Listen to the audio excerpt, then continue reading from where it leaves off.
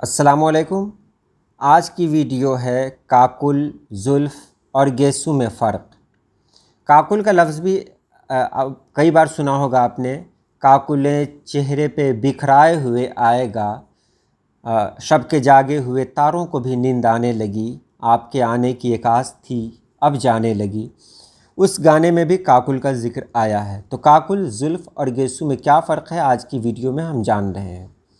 पहले बात करते हैं काकुल की। तो काकुल वो घुंघरियाले बाल होते हैं जो गालों तक आते हों, काकुल कहलाते हैं।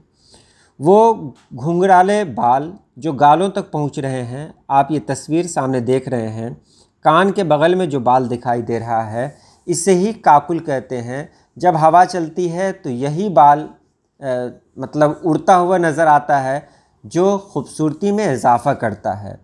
तो ये जो बाल होता है ये बहुत खूबसूरत लगता है, इसीलिए शायर अक्सर अपनी शायरी में काकुल का इस्तेमाल करते हुए नज़र आते हैं। उसके बाद बात हो रही है जुल्फ़ की।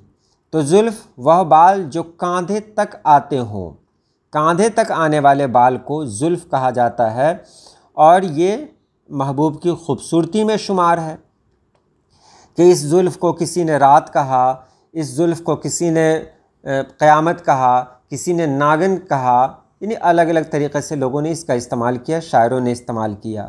तो जुल्फ़ कहते हैं वो बाल जो कंधे तक आते हों, सिर्फ कंधे तक, उसको जुल्फ़ कहते हैं। उसके बाद गेसू की बात करें तो गेसू वह बाल जो जुल्फ़ से लंबे और खुले हों, कहा गया कमर तक जो बाल आते हैं उसको गेसू कहा जाता है। वो बाल खुले हुए होते हैं और ख़ूबसूरत होते हैं, देखने में अच्छे लगते हैं, इसीलिए गेसू का भी इस्तेमाल बहुत ज़्यादा होता है। लेकिन आपने ध्यान दिया होगा कि गेसू और काकुल के मुकाबले में जुल्फ़ का इस्तेमाल बहुत ज़्यादा होता है, क्योंकि आम तौर पर जो महबूब मिलता है किस्से और कहानियों में, वो उसके जो बाल होते हैं ना, वो कंधे तक ही होते हैं। अब जो भी हो, जो मतलब था मैंने आपको बता दिया। तो उम्मीद है आपने समझ लिया होगा। आज के लिए इतना ही।